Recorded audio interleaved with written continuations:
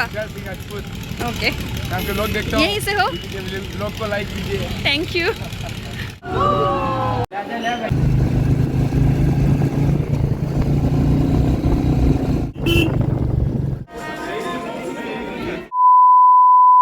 Hello everyone, welcome back to my channel, welcome to a new blog. আশা করি তোমরা সবাই খুব ভালো আছো। উদয়পুর থেকে তোমাদের সবাইকে গুড মর্নিং। আজকে বেরোচ্ছি উদয়পুর, কি কি ঘুরি, কোথায় কোথায় যাই, সে সমস্ত কিছু তোমাদের সাথে শেয়ার করব।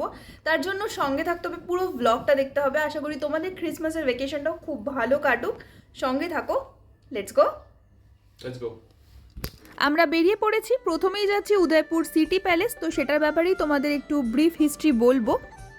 আমরা প্রথমে যেখানে এলাম সেটা হচ্ছে উদয়পুর সিটি প্যালেস। তো আমরা এখন ঢুকছি সিটি প্যালেসে। লেক পিচোলাকে কেন্দ্র করে এই উদয়পুর সিটি প্যালেস। প্রথমে যেটা বলবো সেটা হচ্ছে টু হুইলারে যারা আসবে তাদের পার্কিংয়ের জন্য বাইরে একটা জায়গা আছে এবং ভেতরেও আছে, আমরা বাইরেই পার্ক করেছিলাম। সিটি প্যালেসের এন্ট্রি টিকিট 400 টাকা করে পার হেড ফর অ্যাডাল্টস, বাচ্চাদেরটা আমার জানা নেই। আর এই টয় ট্রেনের টিকিট হচ্ছে 50 টাকা করে আলাদা। এই পুল কারগুলো নয়, এই টয় ট্রেনগুলো। গেট থেকে প্যালেস অবধি 1-1.5 কিলোমিটার হাঁটা পথ, তো সেটার জন্য এই টয় ট্রেন নেওয়া। তোমরা চাইলে হেঁটেও যেতে পারো, কিন্তু টয় ট্রেনে গেলে সময়ও বাঁচবে আর পরিশ্রমও।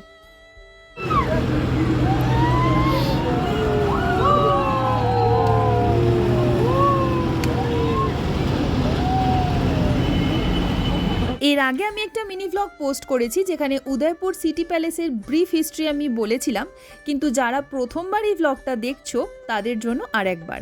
আমরা প্রবেশ করছি গণেশ পোল এবং ধীরে ধীরে এগিয়ে যাচ্ছি সিটি প্যালেসের উদ্দেশ্যে। সংস্কৃতি, ইতিহাস, প্রাকৃতিক সৌন্দর্য আর হ্রদ নিয়ে গঠিত উদয়পুর। উদয়পুরের অনেকগুলো লেকের মধ্যে একটা হচ্ছে পিচোলা এবং এটাকে উদয়পুরের লার্জেস্ট লেক বলা হয়। এই লেককে কেন্দ্র করেই গড়ে উঠেছে উদয়পুর সিটি প্যালেস। এই লেক ও প্রাসাদের নগরীতে তুমি যদি সূর্যাস্ত ও সূর্যোদয়ের সাক্ষী হও তাহলে তা চিরস্মরণীয় হয়ে থাকতে বাধ্য। 1558 সালে মুঘল সম্রাট আকবর যখন চিতোর দখল করে, মেবারের রাজা দ্বিতীয় উদয় সিংহ সপরিবারে চলে আসে উদয়পুরায়, যা হলো আজকের উদয়পুর। সেই সময় উদয়পুর হলো রাজপুতদের বাসস্থান, মেবারের রাজধানী। 1818 সাল অবধি উদয়পুর ছিল এই মেবারের রাজধানী। তারপর সেটা চলে ব্রিটিশ সাম্রাজ্যের হাতে। চিতোরগড় থেকে প্রায় 102 কিলোমিটার দূরত্বে আরাবল্লী পাহাড়ের পাশে অবস্থিত উদয়পুর। বলা হয় উদয়পুর সিটি প্যালেসের নির্মাণের কাজ শুরু হয়েছিল 1553 সালে এবং মেওয়ার রাজবংশের বেশ কয়েকজন শাসকের অবদানে প্রায় 400 বছর ধরে নির্মিত হয়েছিল এই প্রাসাদ। এই প্রাসাদের অনেকগুলো গেট আছে এবং প্রতিটি গেট পোল নামে পরিচিত, যেমন গণেশ পোল, ফতে পোল। শহর থেকে প্রধান প্রবেশ পথ হলো বাদি পোল। এবার যে ঘোড়ার মূর্তিকে আমরা দেখব এটা হচ্ছে মহারানা প্রতাপের সবথেকে প্রিয় ঘোড়া চেতক, আর ঠিক তার পাশেই রাখা আছে মহারানা প্রতাপের মূর্তি। এই ঘোড়ায় চড়েই রানা গেছিলেন হলদিঘাটের যুদ্ধে। সেখানে ঘোড়া এবং রাজা দুজনেই আহত হয়েছিলেন, কিন্তু তারপরেও আহত অবস্থায় ঘোড়া পিঠে করে রাজাকে যুদ্ধক্ষেত্র থেকে বাড়ি নিয়ে আসেন এবং তারপর আহত অবস্থায় ঘোড়া মারা যায়। এরপরে আমরা একটা ঘরে প্রবেশ করলাম, সেখানে অনেক হাতে আঁকা ছবি এবং তার মধ্যে একটা ছবিতে দেখলাম মহারানা প্রতাপের ঘোড়ার মাথায় হাতির মুখোশ, এবং তার কারণ হচ্ছে যাতে প্রতিপক্ষের হাতির দল বাচ্চা হাতি ভেবে এই ঘোড়াকে আক্রমণ না করে। আমরা ঘুরতে ঘুরতে চলে এসেছি প্রাসাদের ছাদে, কিন্তু অদ্ভুতভাবে ছাদে গাছ এলো কি করে? আসলে পাহাড় কেটে এই প্রাসাদ বানানো হয়েছিল, আর এখন আমরা যেখানে দাঁড়িয়ে এটা প্রাসাদের ছাদ হলেও পাহাড়ের চূড়ো, আর সেই চূড়োর মাথার গাছগুলোই এই ছাদে ছাদ বাগানে পরিণত হয়েছে। এখন আমরা নিজেদের এন্টারটেনমেন্টের জন্য অনেক কিছুই করে থাকি, সেরকম তখনকার দিনেও এন্টারটেনমেন্টের জন্য রাজারা অনেক কিছু করতেন, আর তার মধ্যে একটা ছিল টাগ অফ ওয়ার। বাট এই টাগ অফ ওয়ারটা হতো হাতির সুরে সুরে। দুটো হাতির মধ্যে এই যুদ্ধ চলতো, যেরকমটা তোমরা নিচে দেখতে পাচ্ছ। এই লড়াই হতে হতে যে হাতি মাঝের দেওয়ালে পা ঠেকে যাবে সেই হাতি হবে পরাজিত। এই প্রাসাদে রয়েছে প্রচুর অজানা তথ্য, যা একটা ভিডিওতে বলা বা শোনা কোনোটাই সম্ভব নয়। এই পুরো প্রাসাদটা ভালোভাবে ঘুরতে তোমাদের 3 থেকে 4 ঘন্টা সময় লাগবে এবং অবশ্যই একটা গাইড সঙ্গে রেখো, তাহলে তোমরা আরো ভালো করে প্রতিটা জায়গার ইতিহাস উপলব্ধি করতে পারবে। এর আর একটা আকর্ষণ হচ্ছে জগমন্দির। প্রাসাদ থেকে জগমন্দির যাওয়ার জন্য বোটিং এর ব্যবস্থা আছে, তার জন্য অবশ্যই আলাদা টিকিট। আমরা যাইনি, তাই সেই টিকিটের দাম আমি বলতে পারবো না। ঠিক এই প্রাসাদের উল্টো দিকে লেক পিচোলার উপর আছে ওবেরয় উদয় ভিলাস, যেখানে হয়েছিল ইয়ে জওয়ানি হ্যায় দিওয়ানি মুভির শুটিং। আদিতির বিয়ের সমস্ত সিনগুলো এখানেই শুট করা হয়েছিল। জগমন্দির যাওয়ার জন্য বোটিং এর টিকিট তোমরা টিকিট কাউন্টারে যখন ঢুকবে তখনই পেয়ে যাবে, আর গাইডও এখানে রেজিস্টার্ড গাইড, সেটাও তোমরা গেট থেকে পেয়ে যাবে।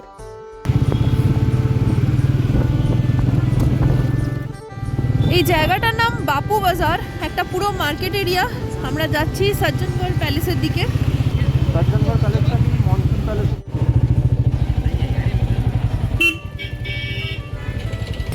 আমরা পৌঁছে গেছি সজ্জনগড় ফোর্টে। এখানে টিকিট হচ্ছে পার পারসন 174, 174 টাকা করে, এবং তারপরে বাইক নিয়ে আমরা সোজা চলে গেছি সেই পাহাড়ি রাস্তা ধরে সজ্জনগড় ফোর্টের উদ্দেশ্যে। এই সজ্জনগড় ফোর্টের একটা ছোট্ট ইতিহাস তোমাদের সাথে অবশ্যই শেয়ার করব, কিন্তু তার আগে যেটা বলি, এই রাস্তাটা খুব একটা ভালো ছিল না। শুরুতে যতটাই আমাদের সুন্দর লাগছিল এবং আশেপাশের এই সুন্দর জঙ্গল, মনোরম দৃশ্য ঠিক যতটাই আমাদের অ্যাট্রাক্ট করেছিল, কিছুক্ষণ পর থেকে রাস্তা আরো খারাপ হতে শুরু করলো। পুরো রাস্তাটাই যেহেতু চড়াই রাস্তা, তাই 2 হুইলার বা 4 হুইলারই খুব দক্ষ না হলে এই রাস্তায় যাওয়াটা একটু মুশকিল। তবে সেই ক্ষেত্রে একটা ব্যবস্থা এখানে করা আছে, কিছু বোলেরো কার নিচে রাখাই আছে এবং তারা জনপ্রতি 50 টাকা করে নিয়ে তোমাদের ওই গেট থেকে আর ফোর্টের গেট অবধি পৌঁছে দেবে, এবং ফোর্ট ঘোরা হয়ে গেলে তোমরা সেই বোলেরো কারেই আবার ফিরে আসতে পারো গেটে। আমরা যদিও আমাদের বাইকে করেই সেখানে পৌঁছেছিলাম।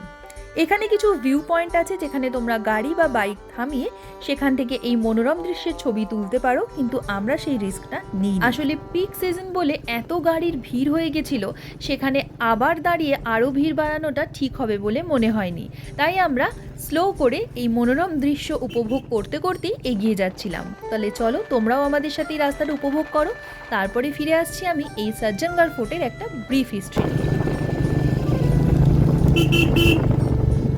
এই সজ্জনগড় ফোর্টের আর একটা নাম হচ্ছে মনসুন প্যালেস। বলা হয় বর্ষার সুন্দর মেঘ দেখার জন্যই নাকি মহারানা এটা নির্মাণ করেছিলেন। আবার অনেকে বলেন মহারানা তার পৈতৃক বাড়ি চিতোরগড় দেখার জন্য নাকি পাহাড়ের চূড়োয় এটা তৈরি করেছিলেন। এটার নির্মাণকর্তা মেওয়ার রাজবংশের মহারানা সজ্জন সিং, এবং তার নাম অনুসারেই এর নামকরণ করা হয়েছিল সজ্জনগড় ফোর্ট। আর এই যে দূরে দেখা যাচ্ছে আরাবল্লী পর্বত, আর তার গা ঘেঁষে যে সরু রাস্তাটা, ওইটা দিয়েই একটু আগে আমরা ওপরে উঠেছিলাম। পার্কিং এর যথেষ্ট ব্যবস্থা আছে এবং যথেষ্ট বড়। ওপর থেকে দেখো তোমাদের পার্কিং এর একটা ঝলক দেখিয়ে দিচ্ছি। প্রচুর গাড়ি এসেছিল, কিন্তু তাতেও পার্কিং ফুল হয়নি। এই ফোর্টের চারপাশে রয়েছে এক বিশাল জঙ্গল, এবং তাই অনেকে বলে শিকার করার জন্য নাকি মহারানা এই জায়গাটাকে বেছে নিয়েছিলেন। শোনা যায় 1764 সালে সিন্ধিয়ারা যখন উদয়পুর আক্রমণ করেছিল, তখন পাহাড়টি অস্ত্রের ডাম্প হিসাবে ব্যবহৃত হয়েছিল।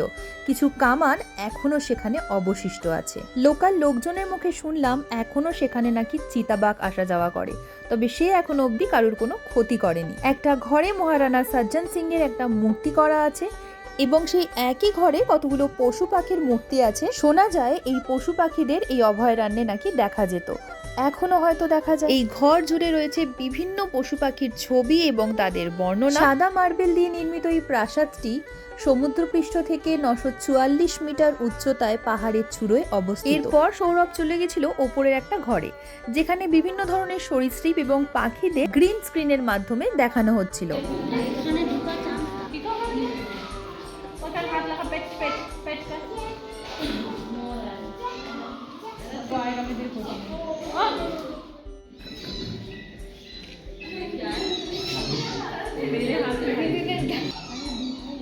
সজ্জনগড় ফোর্টের সূর্যাস্ত উদয়পুর তথা সমস্ত রাজস্থানের অন্যতম আকর্ষণ। সেই সূর্যাস্ত দেখার লোভ সামলাতে না পেরে সন্ধ্যের আগেই পৌঁছে গেছিলাম সজ্জনগড় ফোর্টের একদম ছাদে।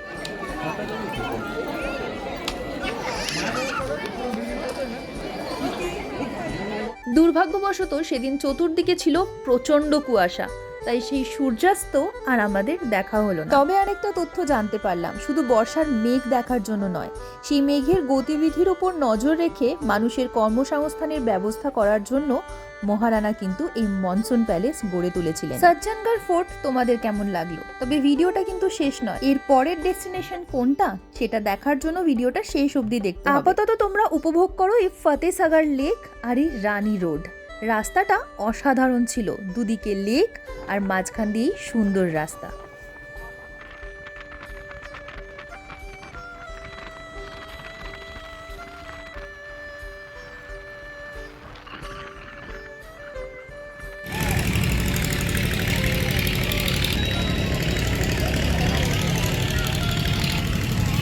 कर लीजिए SOM है। अच्छा लिखो। जो नाम बोलना रिलिया, क्या नाम है आपका? राजपूत। ओके, नाम के लोग देखता हूँ, यहीं से हो? ब्लॉग को लाइक कीजिए। Thank you. अब यहीं से हो?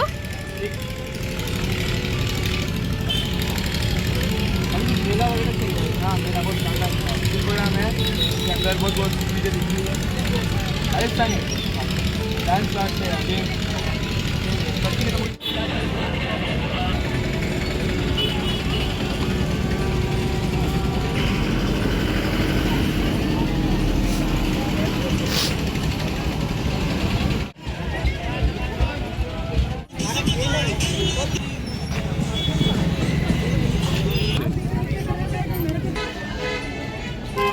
তাহলে আমরা কোথায় পৌঁছে গেছি বুঝতেই পেরেছো, আমরা পৌঁছে গেছি শিল্পগ্রামে।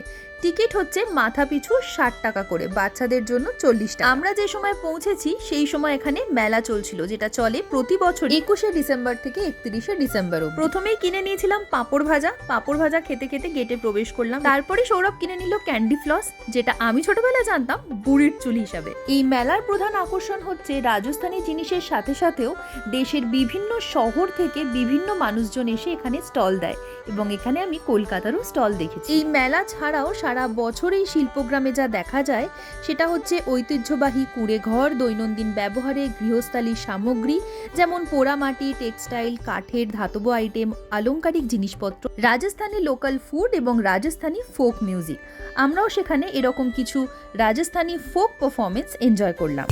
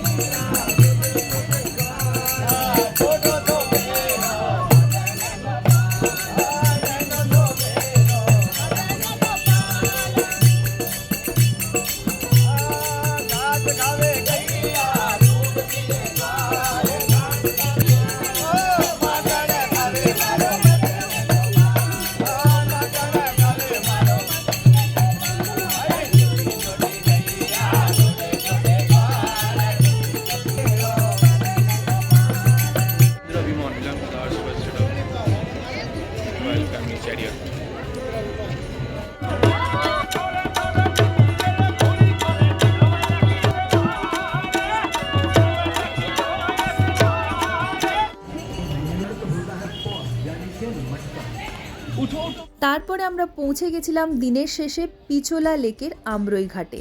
ফাতেসাগর লেক ঠিক যতটাই জনবহুল, এটা ঠিক ততটাই নিরিবিলি। আমার কিন্তু আবার ফাতেসাগর লেকটাই বেশি ভালো লেগেছে। হোটেলে ফিরে গিয়ে চা কফি খাওয়া হয়ে গেছে। কেমন লাগলো সৌরভ আজকের দিনটা? ভালোই লাগলো। উদয়পুর প্যালেসটা তো প্রচণ্ড ভিড় ছিল, তো ভিড়টা অবভিয়াসলি এখন পিক সিজন, তো কিছু করার নেই, বাট ভালো লাগলো। ওভারঅল ভালো লেগেছে। সজ্জনগড় প্যালেসটা বেশি ভালো লেগেছে, কারণ প্রচণ্ড সিনিক। রোডটা খারাপ ছিল, বাট সিনিকের জন্য মানে ওখান থেকে যা ভিউ দেখলাম সেটার জন্য ট্রাভেল করাটা পারফেক্ট। আর লাস্টে এই ঘাটটা কেমন লাগলো? আমরলি ঘাট, হ্যাঁ, আমরই ঘাট, আমরই নাকি না, হ্যাঁ, আমরই। পিচোলা লেক পিছলা। আর আমি ভেবেছিলাম তো ওই কালকের মতন হবে, ফাতেসাগর লেকের সাইডে যেমন বসে কত খাবারের দোকান, সুন্দর এনজয় করা যাবে, এখানে তো সেটা পেলাম না। শুধু মার্কেট এরিয়া ক্রস করে, হ্যাঁ, আর ওখানে ওই শুধু ঘাটটায় গিয়ে বসে দূরে সিটি লাইটস দেখা যাচ্ছে, হোটেলের লাইটস গুলো দেখা যাচ্ছে। ওকে, ভালো, মানে একবার গিয়ে বসলাম একটুখানি, that is fine. But Fatehsagar is better. কালকে যেটা গেছিলাম ওটা বেশি ভালো লেগেছে। Same here. আর কোথায় গেলাম জানো? গেলাম না, কালকে ফাতেসাগরটাই কালকে ফাতেসাগর গেছিলাম, হ্যাঁ। আর ওই গার্ডেনগুলোতে যাওয়ার টাইম হলো না।